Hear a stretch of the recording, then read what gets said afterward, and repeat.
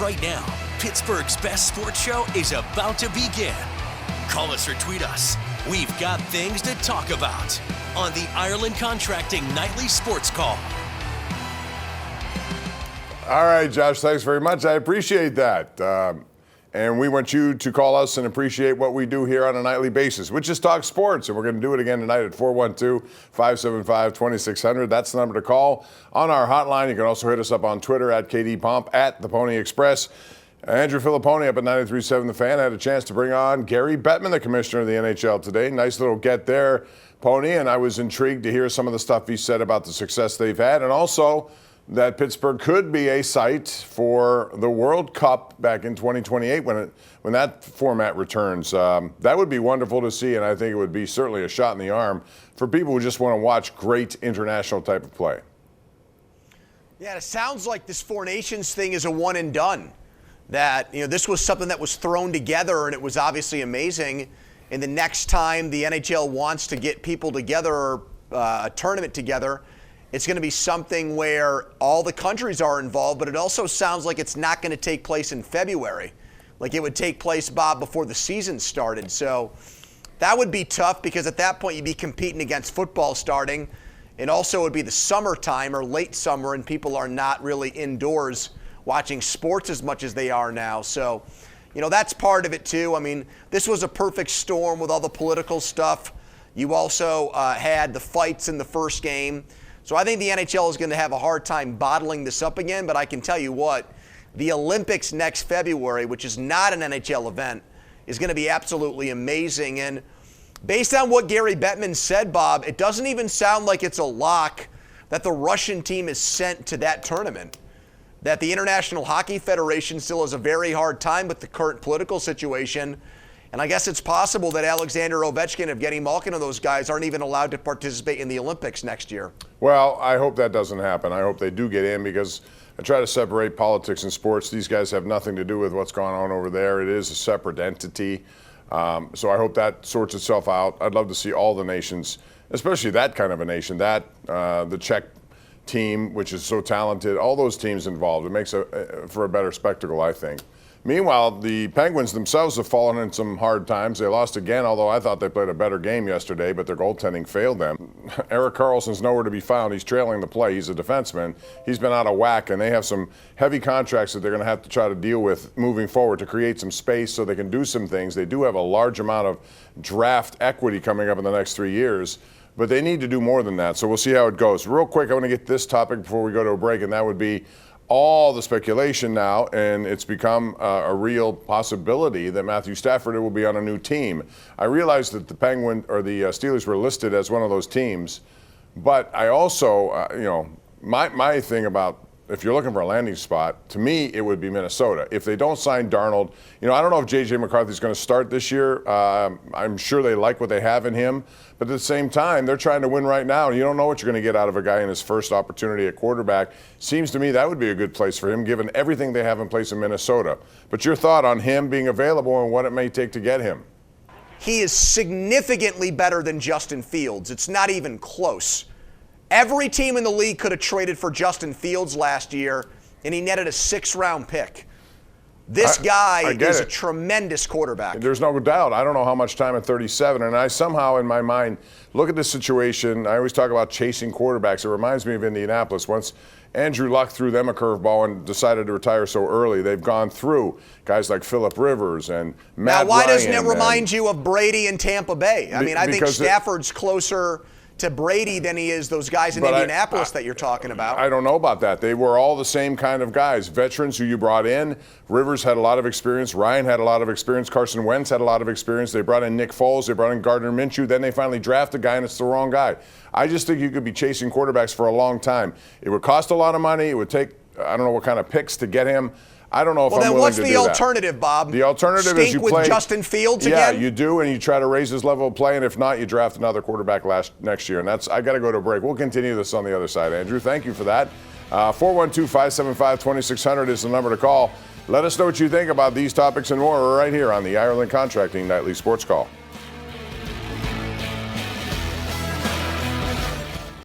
GMC Sierra tweet of the night is from the Penguins as they head off to Philadelphia. Home-and-home series coming up at the Flyers tomorrow, and then the Flyers at Pittsburgh here on Thursday night. Andrew, the other thing, I'm not totally convinced that the Rams are going to let him do what he wants. I look at whatever their plan would be moving forward. I know that Nakua is still very good. I don't know about Cup. They've obviously tried to figure out a way for him to depart. But they seem to be a team that still can compete if they had him. I realize $27 million versus $50 million is a different number. They may not want to deal with that kind of number at his age. But what do they do if they trade him? That's not really the Steelers' problem, but my guess is they'd probably try to get a Sam Darnold in there. It sounds like Sean McVay likes Darnold, that he sees a skill set there that maybe he thinks he can groom. Kevin O'Connell was a McVay acolyte. He was under his stewardship there.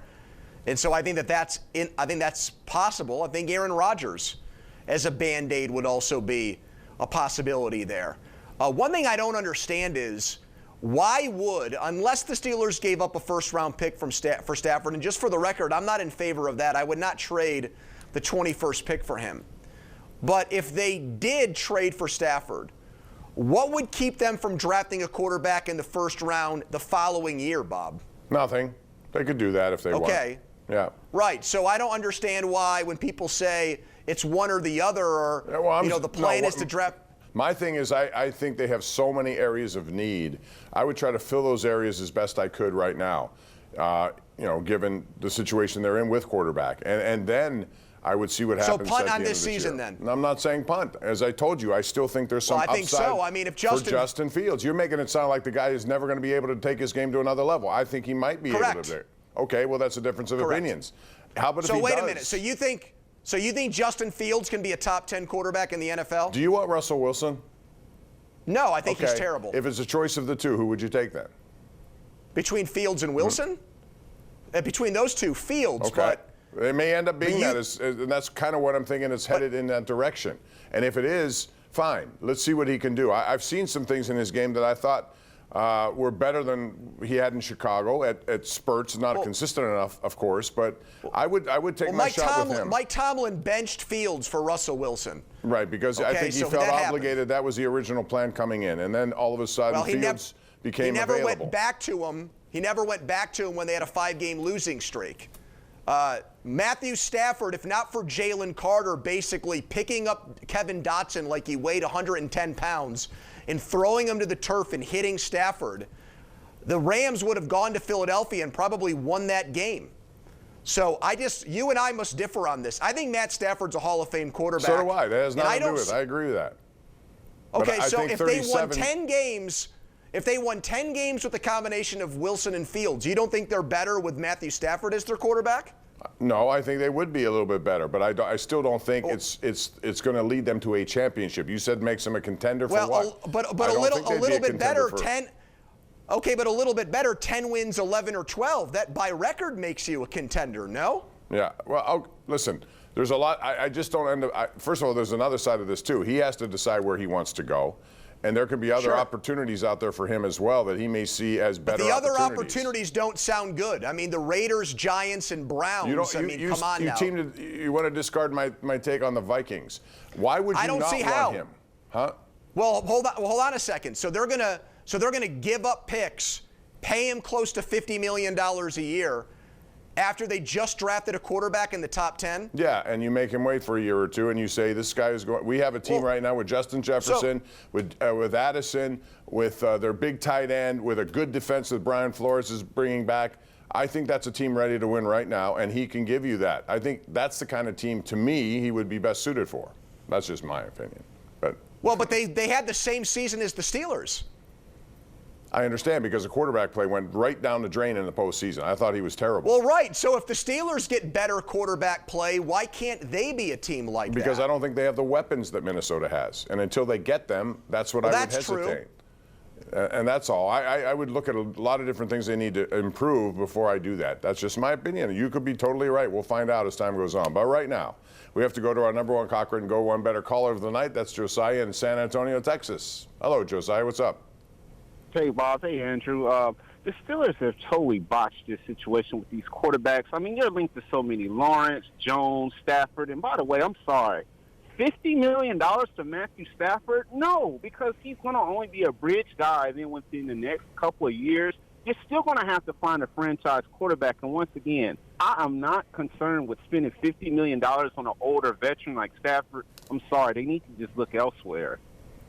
All right, thank you, Josiah. Let's see what other people say, because I'm sure we're going to get both ways on this, Andrew. I understand. I mean, they're about to give T.J. Watt almost $40 million a year, and he's a guy in his 30s. So what are we doing here? It's like the Penguins in the PK Subban conversation. Are we trying to get younger, or are we going for it now? If you're going for it now, I don't think Justin Fields can be their quarterback. Why? Because their coach wants to put him in a straitjacket, Bob. He wants him to play mistake-free football. I don't think that a light bulb's going to go on for Tomlin with Fields. You might think so, but if he makes Fields play like he did last year, they're not going anywhere with him, and he's not going to get any better. You can say the same for Russell Wilson. You know, they were concerned about turning the ball over. Okay, fine. Well, that's going to have to change drastically then. Let's go back to the lines. We got Brad in Brookline. Hello, Brad. How are you? Hey, what's up, guys? Bob, I think great call. Stafford of Minnesota is just a perfect move for them. But, Andrew, I don't know what you're thinking, that they're a quarterback away from competing. The roster's so flawed.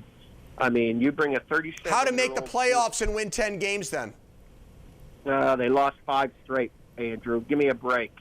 They lost 5 freaking straight games. Well, so let me ask you a question then.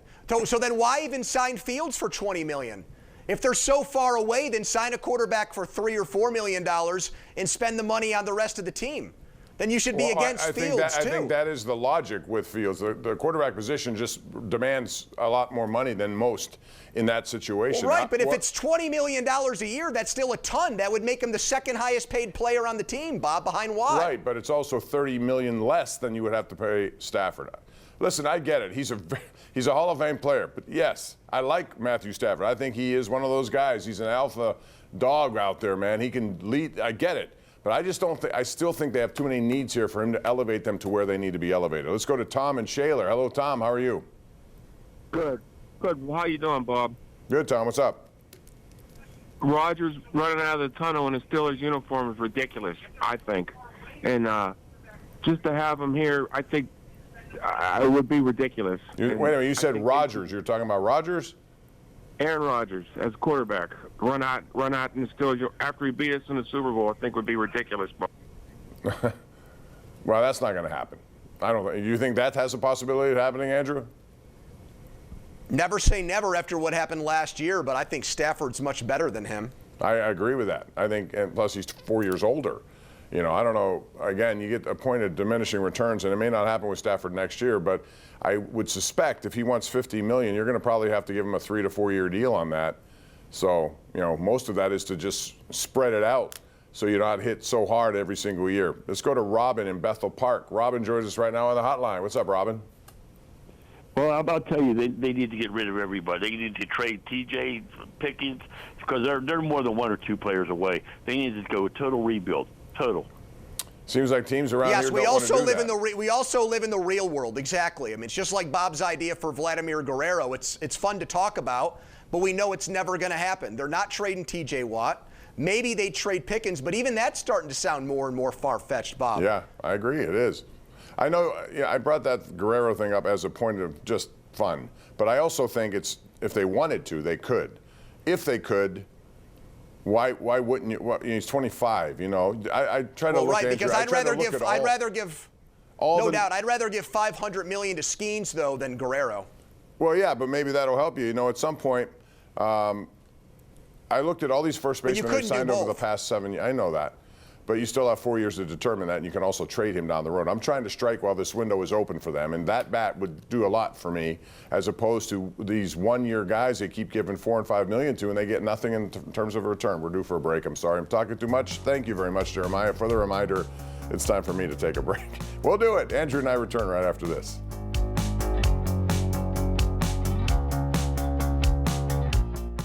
So what's coming up tonight at 11 on KDKA News? Here's Ken Rice at the anchor desk. Hey, Bob, tonight a third suspect in custody in a brutal beating at a local VFW hall, plus new details about the reopening of Riley's poorhouse after a devastating fire. And Ray Petlin tracking more mild temperatures this week, all coming up at 11, Bob. All right, thanks. Chris and Freedom, real quick. I have 10 seconds. Make your point quickly, please.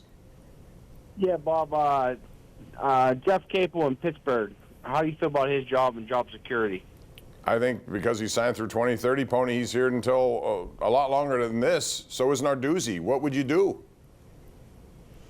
Can't do anything. Ask him to make changes to his coaching staff below him, some philosophical changes, but that's really about it for Pitt. Are they done this year, short of winning a tournament?